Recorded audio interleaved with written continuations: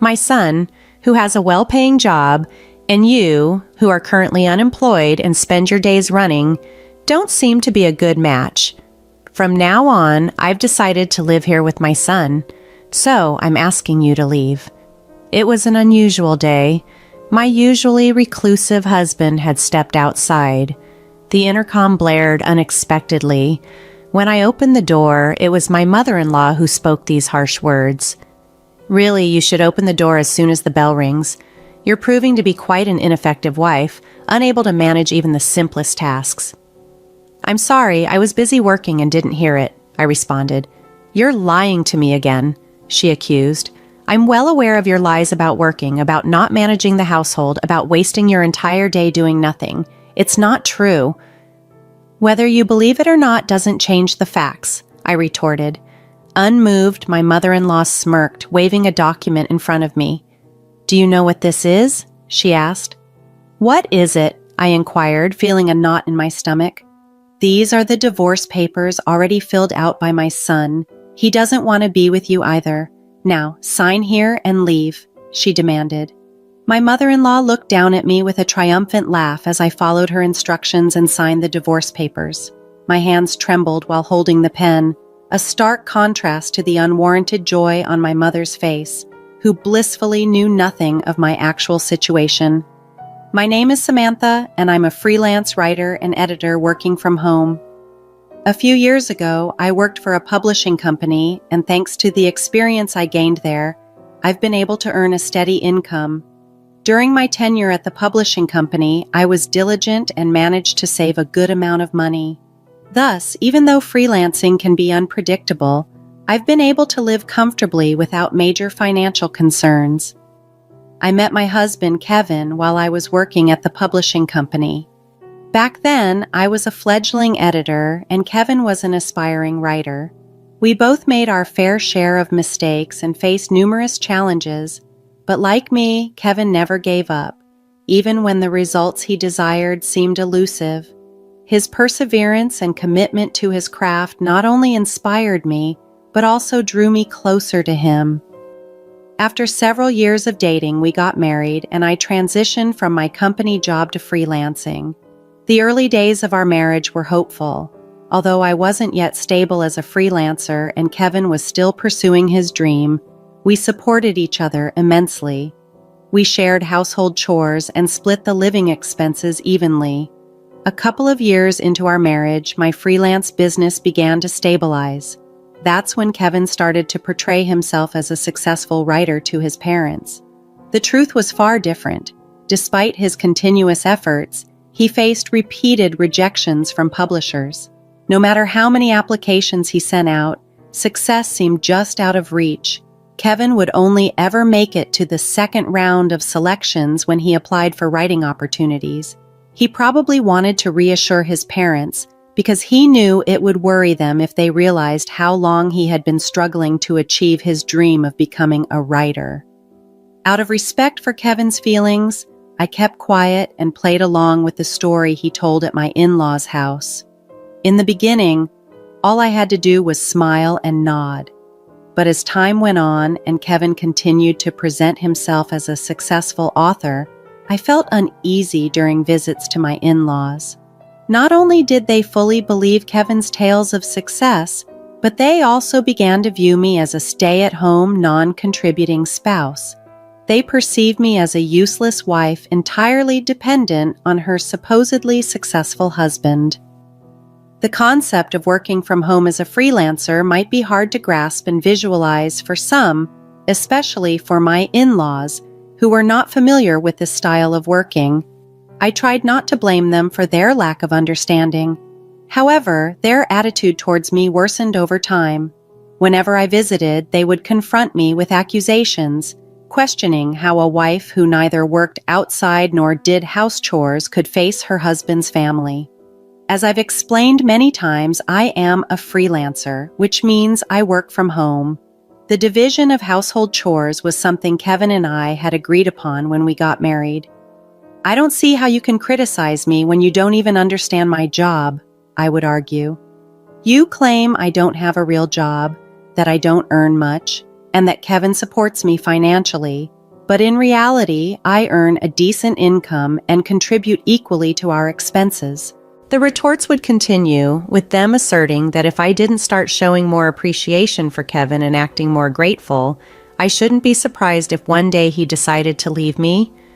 Despite their harsh words, I knew the truth about our financial and emotional partnership, and I remained steadfast in my commitment to our shared life, even under the weight of their misunderstandings. The conversation had a recurring theme. If Kevin leaves you, you won't be able to support yourself. I nearly sighed out loud at these words, but restrained myself. I wanted to clarify that I was actually the one covering most of our living expenses and also handling the majority of the household chores. Contrary to what they believed, it was Kevin who was unemployed and not contributing much at home. Yet I held back those words too. Initially, I would only hear snide remarks when Kevin wasn't around. However, the situation escalated recently during a dinner at my in-laws' house. Kevin and I arrived together, but they had prepared a meal only for him, not even setting a place for me at the table. This exclusion had become routine. Moreover, they appeared to be spreading unfavorable opinions about me to our relatives. At family gatherings, which happened a few times a year, they would whisper and gossip about me behind my back. Although I was not saddened by my in-laws' attitude, I was increasingly frustrated with Kevin for merely sitting back, observing silently, and not intervening. Adding to the complications, my in-laws, under the false impression that Kevin was a successful writer, continuously urged him to purchase things for them.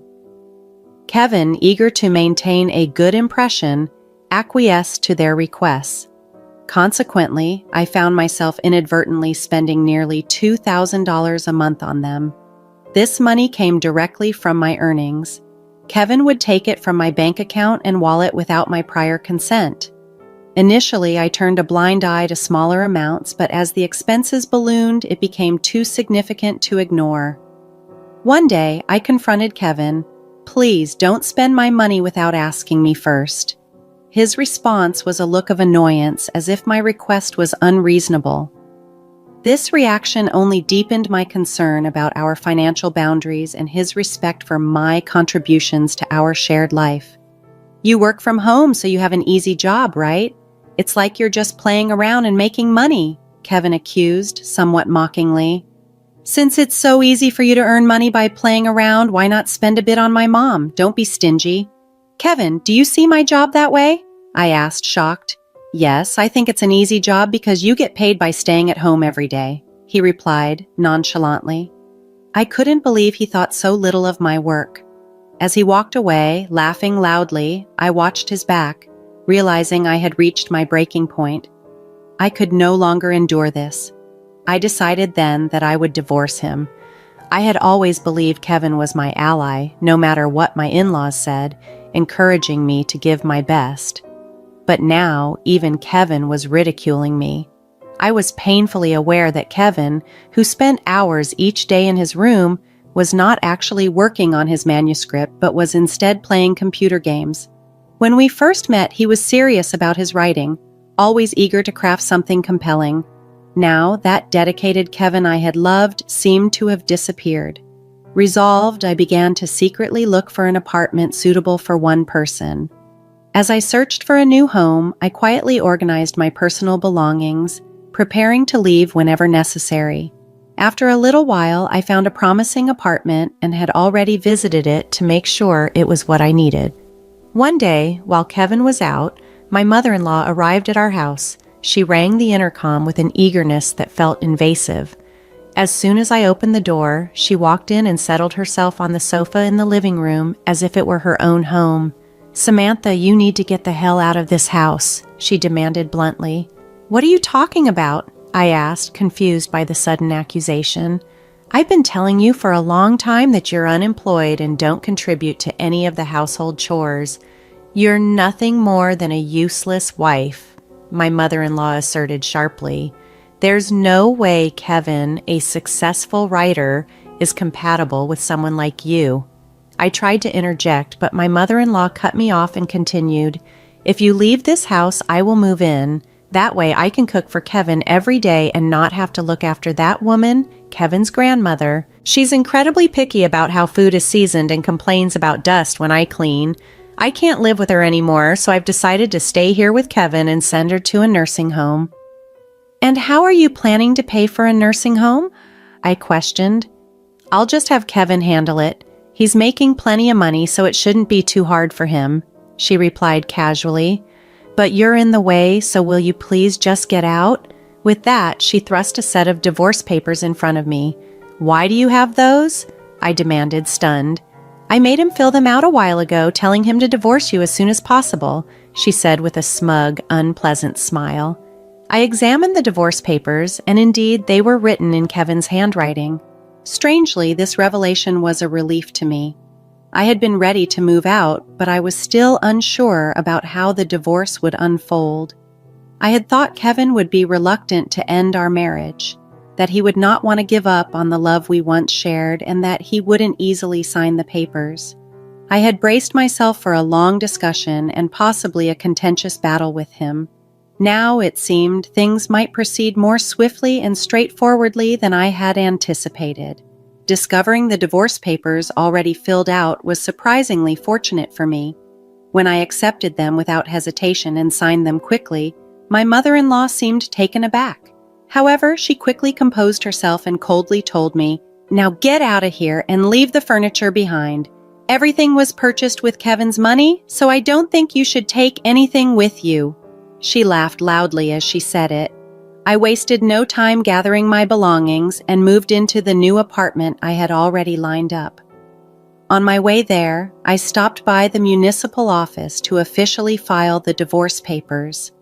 Just like that, I began a new chapter of my life, living on my own without any issues. Living alone, I was struck by the tranquility. There was no one to interrupt my work or to ridicule me. Surprisingly, I found my work was progressing better than usual.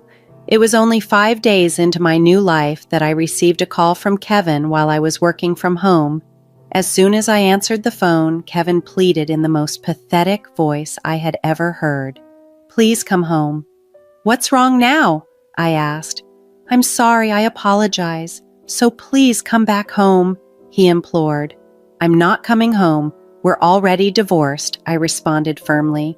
"I never agreed to a divorce. That's not valid," he protested.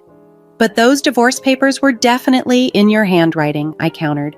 "That was just a little threat I was trying to make to you. I had no intention of actually getting a divorce," he explained. "But that doesn't change the fact that you wrote them. A divorce is a divorce," I stated unequivocally. "You don't need a wife who, as you say, plays around every day, works an easy job, and doesn't do any of the house chores. Right? Now you get to live with the family you love so much. You can't complain. What's the problem?" "I'm sorry," was all he could say. Kevin explained his predicament. "My family thinks I'm a writer, so they quit their jobs and moved here, expecting to live off me. Now they also want me to pay for Grandma's surgery, and I just don't have that kind of money." "I see," I responded, realizing why he was so desperate for me to return. "That's why you want me back." "Yes, and now that they've discovered I've been lying to them, my mom and dad are furious with me. They're pressuring me to bring you back immediately. You now understand how difficult this is for me. Please come back. Let's live together again." "Do you think I'm going to say yes after everything?" "We're divorced, Kevin. You need to handle your real problems," I replied. "Don't be like that, Samantha," he pleaded. No matter how much I reiterated that we were divorced and that he was now a stranger to me, Kevin persisted. He wouldn't accept the separation and continued to grasp at any possibility of reconciliation. Finally, in frustration, he said, "All right, I'll divorce you if you insist so much, but you know what? If you divorce me, you should be responsible for my parents' care and alimony, which you were supposed to help with while we were married." "What are you talking about? If you hadn't divorced me, my parents would have ended up in a care facility and we would have had to pay for it. You should be the one to pay since you pushed for the divorce." They found out I lied about being a successful writer. My parents are angry and emotionally hurt. All of this turmoil is because of your selfish decision to divorce. I can't pay alimony, he added.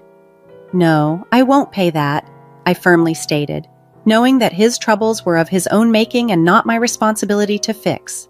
I couldn't grasp what Kevin was trying to imply. When we were married, you called me a jobless, worthless wife. I don't know if it was your pride speaking or what, but it was you who lied about me and caused me pain. Your parents and our relatives believed your lies, and they blamed me. I don't want to say this, but I was hurt far more than you are now. I'm not interested in someone who ridiculed me instead of defending me. If you need money that badly, why don't you take out a loan from a bank? With those final words, I ended the call without waiting for Kevin's response. I immediately set my phone to block his calls and changed my number. A few months later, I happened to pass by what used to be my in-laws' house, which had been sold and converted into a parking lot. The house was gone, leaving no trace of the once bustling household. As I stood there, a neighbor returning from shopping approached me. She shared that Kevin's family had been forced to move into an old apartment due to unemployment and financial troubles. Before they left, their constant arguing had become well known in the neighborhood. The fights were so loud they could be heard outside, disturbing the peace late into the night. Even the police had been called due to the noise. She patted me on the shoulder, sympathizing. You had a tough time too, and then hurried off. I turned my back on the remnants of my former in-laws' lives, reflecting on how Kevin's attempts to seem impressive with lies had spiraled out of control. He couldn't correct his falsehoods, and the gap between reality and his fabrications grew wider the more he lied. I never anticipated our story would end like this. The turn of events in my life has proven to be much more interesting than any of the novels Kevin aspired to write. It's strange how small incidents can spiral into catastrophic endings, much like the plots he dreamed of penning. Yet, it's ironic that Kevin, who wanted to be a storyteller, couldn't foresee this in his own life. The saying "fact is stranger than fiction" really holds true here. I do feel a bit sorry for Kevin. He ruined his own life by lying to his parents, chasing after personal glory and satisfaction. But observing him has been a valuable lesson for me. I'm determined to learn from his mistakes, ensuring that I don't fall into the same traps he did. It's a poignant reminder of how important it is to remain truthful and avoid building a facade that could one day crumble disastrously.